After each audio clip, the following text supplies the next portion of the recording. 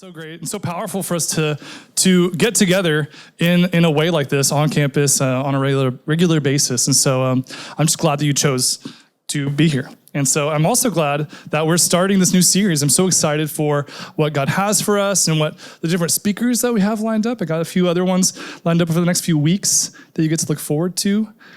I'm excited for what's going to be shared over the next several weeks. And so we'll get to experience that together. And so our series itself, however, is about the book of Proverbs in the Bible. And what we read in there specifically is we're talking about the words for the wise is the idea behind the series, because there are all kinds of nuggets of wisdom, you could say, in the book of Proverbs that people have been able to really get training from and teaching from for generations, for thousands of years. And it has applicability to our lives today. And so over the next several weeks, we'll be going through these different individual topics regarding different subject matter, different topics that are found in the book of Proverbs. And so we're going to be diving into those. Tonight's subject, I think, will equip you to handle the upcoming topics in this series, as well as all of life, with a right and wise attitude. We want to have a good starting place in regard to how we are approaching knowledge, how we're approaching the wisdom that we are to experience from this book, from Proverbs. And that wise and right attitude that I talk about is teachability. That's kind of what we're talking about tonight. And so before I get into more of that, what is a shortcut? You guys are familiar with like a shortcut, right? The first thing that comes to my mind is something like Mario Kart. Yes, right? You're going around the track. There's you see the little kind of silhouette of the track on there, and there's different moments where you can actually cut across different areas in order to take what's called, right, a shortcut, so that you can sort of make some progress and get a leg up on your opponents, the monkeys and the lizards that you're racing against and all that. And so this, we see that in Mario Kart and friendly competitions like that, these little shortcuts that we can kind of identify or see or thwart or whatever. But in real life, are there shortcuts? In a way, you could think about, there are lots of types of shortcuts in a way in life, but almost all of them are dishonest, right? There's ways of cheating that we can try to do, right? If you cheat on a test, that's like a shortcut that you're trying to kind of create or to maximize, but in the end, it's dishonest, and it's probably you're probably gonna get found out. Or if you cut corners in some way in your job or in some kind of atmosphere where you are in, it's easy. It's easy for us to want to make things easier for ourselves and to kind of progress or to kind of check off boxes in a way that seeks out these shortcuts. But in real life, there are no shortcuts except for one. There is one honest shortcut, and that does not lead us outside of God's boundaries, and that is teachability. So what I want to look at here in specifically Proverbs 1, this chapter, obviously, Proverbs 1 starts the book of Proverbs. Did you know that? And so, and what it has to say is really valuable to us, specifically the first 7 verses. I just want to highlight to us as we kick off tonight and what we're going to read and be getting into, but also just this whole series really is pretty well encapsulated, it turns out, in these first several verses of the book of Proverbs. So I'm going to read this to us and just let this sink in. The Proverbs of Solomon, son of David, king of Israel, for gaining wisdom and instruction, for understanding words of insight, for receiving instruction in prudent behavior, doing what is right and just and fair, for giving prudence to those who are simple, knowledge and discretion to the young. Let the wise listen and add to their learning, and let the discerning get guidance, for understanding proverbs and parables, the sayings and riddles of the wise. The fear of the Lord is the beginning of knowledge, but fools despise wisdom and instruction. So wisdom, as we just read about, there's a lot to unpack there. I'm not going to go through it all. But wisdom, as we read about it in Proverbs, we see that there's different blessings that come to the wise. So how do you become a wise person? I really see that as we read about wisdom in Proverbs, it's not so much about a destination, right? That you arrive, you're wise now. You kind of suddenly have transitioned over to that threshold into being a wise person. No, wisdom is in a way a mindset. It's a lifestyle. By adopting an attitude of teachability, you will exhibit the qualities of the wise and, over time, develop your distinction as a wise individual. And so, it first means that we must walk in teachability. And so I want to go over for you 5 forms of teachability that we see in the book of Proverbs that should be very applicable to your life and very practical for our lives, as especially as students, right? And being taught is kind of what you do, right? And so teachability should come very naturally to us, but it often doesn't. And so there's some helpful things that we can utilize here. So first of these 5 forms of teachability is gaining knowledge. Gaining knowledge. We can probably conceptualize, what this looks like. That might just be, reading books, listening to podcasts. There's a massive amount of information at our fingertips in the world today, is there not? Right? And you can just go onto all kinds of, with the internet and websites, there's stuff that the humanity just did not have several decades ago that we now have just at our fingertips on our phones and accessible to us. And that's a great gift, but it's also very kind of paralyzing. You don't even know really where to start. But we have access to knowledge. We can gain knowledge quite easily in the year 2024. Proverbs 18:15 says, "The mind of the discerning acquires knowledge, and the ear of the wise seeks it." The mind of the discerning acquires knowledge, the ear seeks it. There's a commentary of this found in a book, Spiritual Disciplines for the Christian Life. Donald Whitney, the author, is talking about learning as a lifelong discipline. This is one thing that we should be striving for as we read Proverbs and try to apply it to our lives. This does not apply just to your time in college. No, we are to be lifelong learners. No matter how old you get, no matter how experienced you get, we can learn for a lifetime. Anyways, Donald Whitney says, a wise person not only acquires knowledge, as we read in Proverbs 18, he or she seeks it, he says. Wise ones desire to learn and will discipline themselves to seek opportunities for learning. That's a good little idea there at the end there. Do you discipline yourself to seek opportunities for learning? That's a good one-liner. That's a good thing to bear in mind. How can we discipline ourselves to seek opportunities for learning? There's lots of ways that we can use our free time in ways that are just sort of entertaining or self-seeking, that we just sort of default to, right? That don't require much discipline at all. But if we would slowly, over time, and with God's help, and maybe with the help of accountability and other people in our lives, we can orient our discipline in order to actually seek these opportunities for learning instead of just these opportunities for binging or opportunities for entertainment or any kind of things that we might gravitate to in the times that we just have to ourselves. A way of thinking about this also comes from Proverbs 15:14. It says, "A wise person is hungry for knowledge, while the fool feeds on trash." Okay, that's kind of like a more out there translation. Not all of them say it like that, but that's the gist, And think about that. Do you feed on trash? There might be some things that you can easily access or see or regularly access or see on your phone that is actually just in God's eyes, in the grand scheme of things, trash. I'm not here to specifically criticize all the different, habits or elements of how you use your time or your phone, but it's just something for us to be thinking about, yes? And so as this particular verse talks about, a wise person is hungry for knowledge. What kind of appetite are you cultivating? What type of appetite are you cultivating? Is it the kind that just continually just goes back to that trash, or something that's very easily digestible to you and just kind of feels nice at the time, but does not actually yield any results in your life?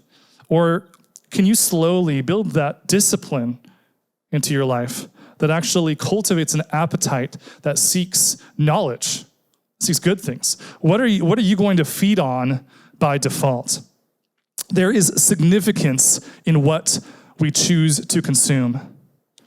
There is significance in what we choose to consume. I would encourage you to evaluate for yourself what should that look like. So we are to gain knowledge. That's the first of these. Second, receiving instruction. First, we are gaining knowledge. Another way of being teachable is by receiving instruction. This is a little bit more active. With each one of these, I want to kind of turn the dial of how active and how much we need to work for this, okay? So by receiving instruction, we're being taught how to do something oftentimes. Like when you get a piece of furniture and you have to assemble it, you've got to put it together, there's an instruction manual that comes with it that tells you how to assemble this piece of furniture. So we got to be instructed in that particular way. But then we also see this in the form of, what you do. Sitting in a class, right? That classroom environment is a prime example of instruction. Also, honestly, when you come to challenge and you receive instruction from people like myself in this environment, and then also just listening to things that people tell you. You can receive instruction from any source, and we'll get into that in a little bit. Proverbs 5:1 says, "My son, be attentive to my wisdom, incline your ear to my understanding." And so there's some key words here, phrases. Be attentive, incline your ear. I like that phrase, incline your ear. Like, I don't even know quite what that means, but I think it means being attentive. This requires focus. It requires attention, intention. And we don't receive instruction like this by accident. You don't just sort of, oops, like I've been instructed in this way. This is something that we have to seek out. I mean, and once again, as college students, you are actively seeking it out in some way through your collegiate education. Yes? And so in Proverbs 9, it says, "Give instruction to a wise man, and he will be still wiser. Teach a righteous man, and he will increase in learning." And so this is not something, like I said earlier, that just sort of goes away once you kind of get old enough. No, this is something that even wise people, Proverbs tells us, are continually going for wisdom. In that first chapter that we read at the very beginning, it says, let the wise hear and increase in learning. And so a wise person, and once again, this is an attitude that you can adopt through teachability, is to seek more wisdom, to understand that you haven't learned it all. And you, as young people, as college students, I'm sorry, but you have a lot to learn, and that's okay. That's where you're at. And guess what? I have a lot to learn as well. I have many more years ahead of me, hopefully. So this is something that we should be disciplining ourselves for on an ongoing basis throughout our whole lives. You don't meet a certain point where you no longer need to experience wisdom and instruction. So the question then I want to ask you then is, are you receptive to all forms or all sources of instruction? There's lots of, there's somebody like a professor, you can trust what they're saying. You kind of are like, okay, or maybe your parents, if you receive instruction from your parents, that, you might think about it, but intellectually, they probably have a good point, right? Well, are you receptive to all forms of instruction? And so what I mean by this is a few years ago, I was hanging out with my niece and nephew, and my nephew was into Fortnite at the time. Okay? Any of y'all still on that? I hadn't played that at all, but he wanted to play, I wanted to play with him, and we can kind of do this thing where you can team up together in this game, Fortnite. And so I've played other video games. I know what I'm doing. I could have gone into that situation going like, let's see what I can do. I'm probably pretty good at this. I played a lot of video games. I don't need my nephew's help.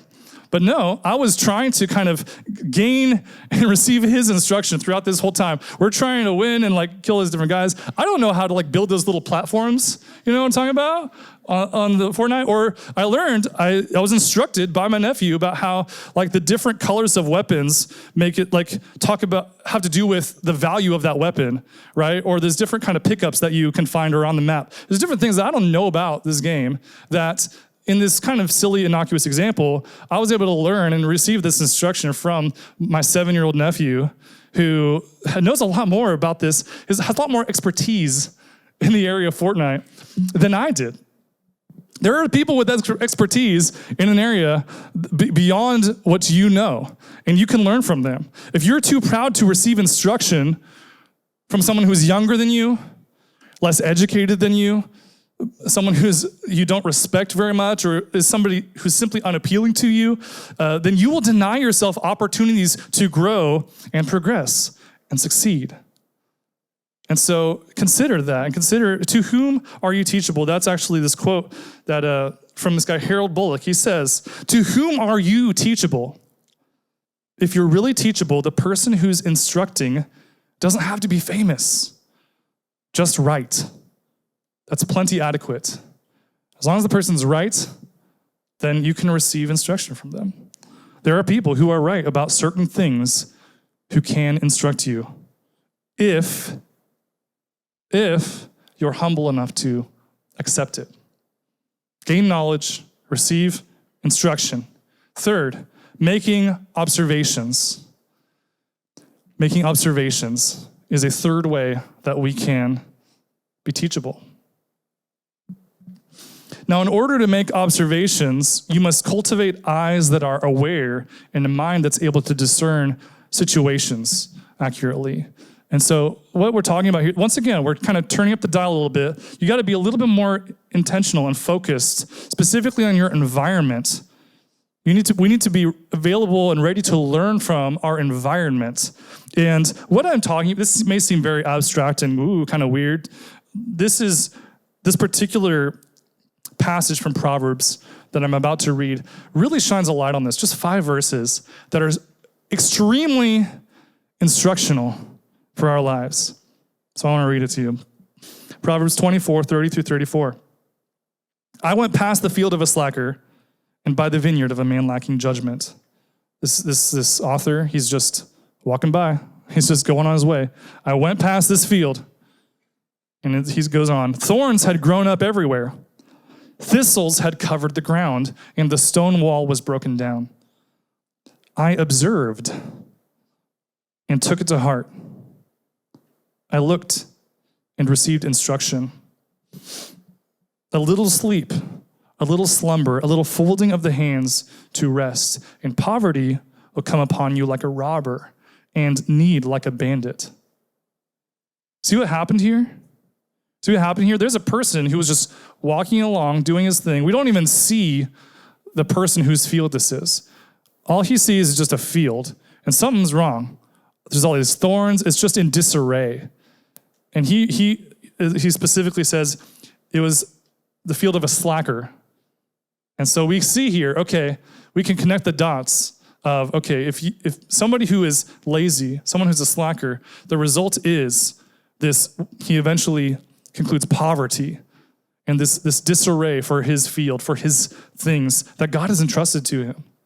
And so the person who wrote this proverb observed this situation just in life. And we can do the same thing. There are kind of 3 steps to this process that we can read here. First, he says, I went. He says, I went, which means that he had an interaction. You can write interaction with the world. He was out in the world. So that means like getting out of the house, walking around campus. If you walk around campus long enough, you're going to see something that might catch your eye or might feed you some sort of instruction or something that you can learn from. Interaction with the world. I went. Next, he says, I observed. He had eyes that were aware enough to be able to see what's going on. You can write down attention. attention to factors that are going on here. Oh, there's these thorns, and there's this stone wall over here, and there's all these different things going on. What could this mean? What could this mean? And that brings him to the third step. First, there's interaction, and there's attention. Then he says, I took it to heart. So interpretation, thirdly, of these events. Interpretation, you can write that down. Interaction, attention, and interpretation. So with the observation that he's made, he goes, aha, I understand something now that I didn't before. A little sleep, a little slumber, a little folding of the hands to rest, and poverty would come upon you like a robber and need like a bandit. That's what he learned. That's what he glimpsed from this experience that he was able to observe just out in the world. And so I'd encourage us to do the same. This is an interesting and helpful example for us. One quick note too, we go, in the 21st century, in a way that they didn't back then, we go fast. Okay, when we're trying to get around, we're just A to B efficiency, right? That's what we're trying to do most of the time. Maybe it's because you're late, or maybe it's just because you like to do that. A thought, a recommendation, if you will, is that in order to observe things like this, it might require you to slow down just a little bit in order to really take in like the world around you, to be able to observe, slow down and see, okay, what's really going on here? When you're driving around, right? When you see something going on out there when you're driving around or when you're walking around campus, or that just all throughout the different situations and experiences that you have in life. So, gain knowledge, receive instruction, make observations. Fourth, seeking advice. Seeking advice is our fourth one. And so, okay, turn the dial a little bit more. Okay, whoa, this is a scary step. This is an additional scary step that we need to take by seeking advice, and that is this. We need to expose our ignorance. We need to expose our ignorance a little bit. You know, by seeking advice, we must be willing to admit to another person, I don't know about this. Will you help me? This is a humble position to be in. And so this requires you to ask questions, to go to a mentor or mentors, to seek counsel from individuals in your life, which in an environment like this, in a community like this, you have plenty of options before you. It's just a matter of, will you choose to go to them, to expose your ignorance, to admit, I don't have this all figured out. Would you give me some advice or counsel on how to deal with this, on anything? Some of you have the audacity to come up to me after a challenge and ask me questions. Not most of you, but some of y'all. And do you know what? I think that's awesome. Those of you who ask those questions, that not only displays a teachable spirit, but also is a boldness that is willing to expose your ignorance rather than project intelligence. Willing to expose your ignorance rather than projecting a kind of intelligence. I'm like most people, you guys. I want people to think that I'm intelligent. And so by doing that, by asking questions, it kind of breaks down that barrier, that wall that I can put up and project to people that says, David's a smart guy, you know. In order to progress, I have to lower myself. I have to actively seek advice. And so do you.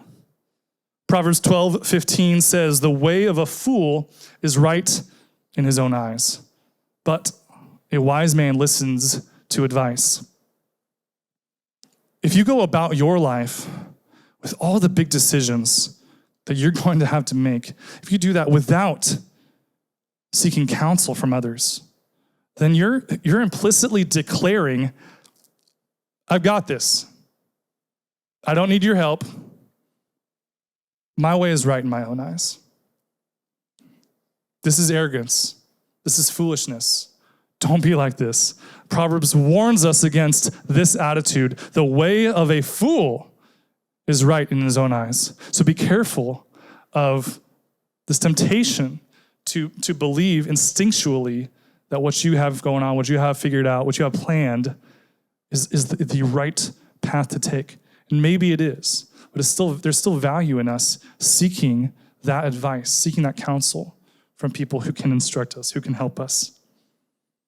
Randy Lathrop, in his book, Attitudes of Success, writes, "A teachable person is both able and willing to be taught." Most people are able to learn. I mean, look at y'all. Once again, college students, check. You're able to learn, okay? You do it every day. Many are not, he goes on, many are not willing to admit they need advice or instruction. So ask yourself, am I willing to learn? Okay, I'm able. I got this. I can do that. Am I willing to learn to the extent that I would actually lay my ego down, lay my pride down that says that I've got this, and actually seek counsel, seek advice? Gain knowledge, we receive instruction, we make observations, seek advice. Fifth and final form of teachability that we see in Proverbs is accepting correction. Accepting correction. Okay, the dial again. Okay, whoa, it's getting hot in here. This is scary. Receiving correction from somebody else is not for the faint of heart, okay? All of these are tough. These go against our nature, go against our pride of wanting to project that intelligence and to just be right or look right all the time.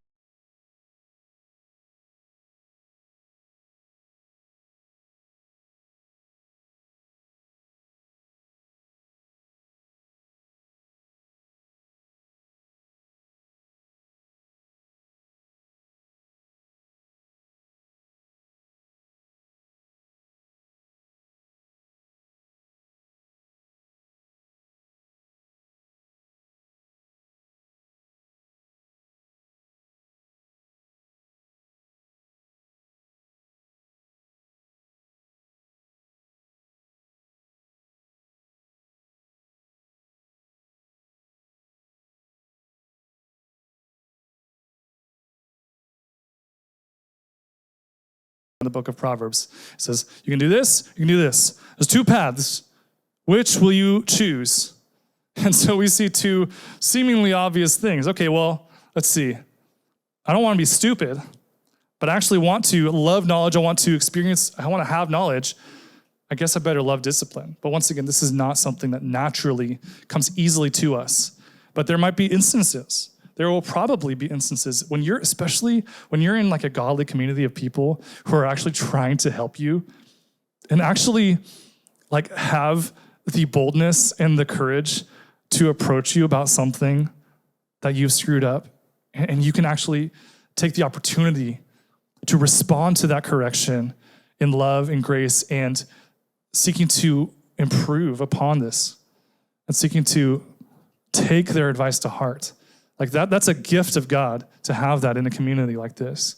And so there might be people, leaders above you, peers around you, maybe even every once in a while, not very often, but sometimes somebody who's under you in authority and leadership who actually has something to say that should get your attention.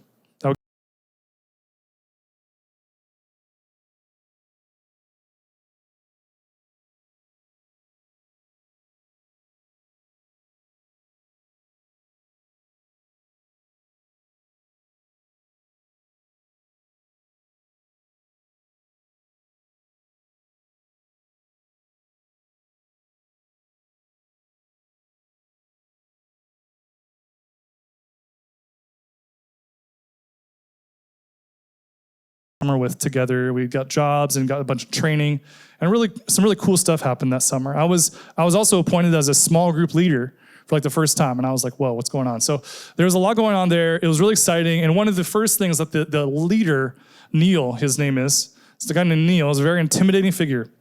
He says to all of us, hey, I know that we come from all these different places, all these different campuses, and there's even groups of us who have come from those places, but don't just group up with your friends from back home. Don't just group up with your Chico friends or your Kansas friends or wherever the people were from. He's like, we're here as a group right now, and I want you guys to like stick to that. And so we were like, yes, sir. Yes, Neil, thank you. And he said many other things. And then a mere matter of days later, one of my friends from Chico was like, hey, the three of us from Chico, we should go to the beach together on an early morning and just sort of hang out and do that together. And I was like, okay. I was like, whatever. I just didn't even think about it. So we went and did that. And then we came back. And then later that day, or maybe the next, we're kind of like all hanging out together. And Neil comes up to me, this leader guy. He's like, hey, David, would you come with me to pick up some ice cream for the rest of the group? And I was like, yeah, man, whatever. So we hop in his car, and in the car and at the grocery store, he comes down on me. He corrects me because me and these other people from Chico got together and went directly against this thing that he said. He said, don't go by yourselves, like just your people, just your group. No. And so we did this, and he said, that was wrong. You shouldn't have done that. That went against what I instructed you to do. And meanwhile, I'm over here, there's everything within me in a moment like that just wants to, that feeling like just buck against it, like get this off of me, shift some blame to someone else. There was somebody else who came up with this idea, I'm thinking, right? This wasn't even my idea. But I know he's coming to me because he's placed me in a position of authority and leadership for a small group, and that's a responsibility that I have. And he's holding me accountable to that. And I dropped the ball in that way. And so with everything inside of me wanting to reject this correction I received from Neil in the ice cream aisle of the grocery store, I said, okay, thank you for sharing that, Neil. I'm really sorry, about how we did that, completely against what you had just said. And so I'm really sorry about that. And it's not gonna happen again. Thank you for telling me. And so he accepted. It was a tough moment. It was good though. And we went along the rest of the day. We went along the rest of the summer. I've known Neil for 11 years now, and never once has he brought that up to me. And so it was good. It was healing. And it told me something. It taught me something about responsibility, about leadership, about something that God wanted me to learn that day, I guess, through Neil. And so I want to encourage you to be responsive, to be receptive to the correction that God brings into your life. Whatever it may be, from whoever it may be, really be thinking about how you can do that. Gain knowledge, receive instruction, make observations, seek advice, accept correction. These are 5 things that we can do to be teachable in the world today. And so, at the beginning of this message, I shared from Proverbs 1, and that 7th verse said this: the fear of the Lord is the beginning of knowledge. The fear of the Lord is the beginning of knowledge. This may seem like a strange statement to make, but there are lots of shortcuts that we could attempt in life.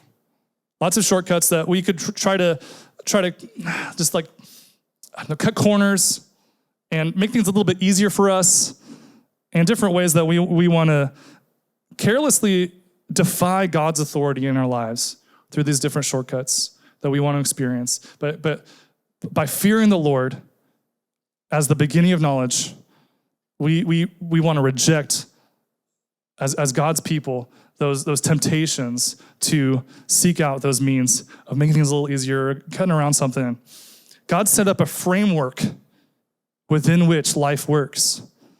And the book of Proverbs gives us insights into how that framework works, how to navigate that framework. And on top of that, the Lord wants his followers to be teachable. And by adopting that attitude, we experience progress, success, which results in our effectiveness for his glory. Our effectiveness for his glory. So in response then, there's one last bit that I want to cover here. Almost done. If we continue in Proverbs chapter 1, the last few verses of it, it's talking about how those who reject wisdom, in response to those who reject wisdom and fail to be teachable, there's actually this situation where wisdom herself, it says, makes a statement. She's personified. Wisdom is personified and makes this statement to people who reject wisdom. Proverbs 1, 29 through 33. Listen to this. Because they hated knowledge, didn't choose to fear the Lord, were not interested in my counsel, and rejected all my correction, they will eat the fruit of their way and be glutted with their own schemes. For the apostasy of the inexperienced will kill them, and the complacency of fools will destroy them. But whoever listens to me will live securely and be undisturbed by the dread of danger. You will eat the fruit of your own way. If that way is unteachability, you're going to suffer the consequences. If that way is teachability, it says here, the blessings of God and of wisdom will follow you. This is what Scripture teaches us, and this is the only shortcut in life. Let me pray for us. Father, thank you for your wisdom, which has been embedded into reality and the way the world works. And you've made that framework available for us to glean from, to learn from. And so I pray now that for the next month of this series, and as we just continue in our lives before you and before people, that we would exemplify the teachings of teachability that we read about in your word, in these proverbs that are true. And so I pray, Lord, that you would just empower us for that, equip us for that. Use your word and the prompting of your word and your spirit to guide us into all truth, to guide us into a teachable heart, which will seek to know these things, to be humble before others and before you, that would lead us to the success and the way that you have in store for us. In Jesus' name, amen.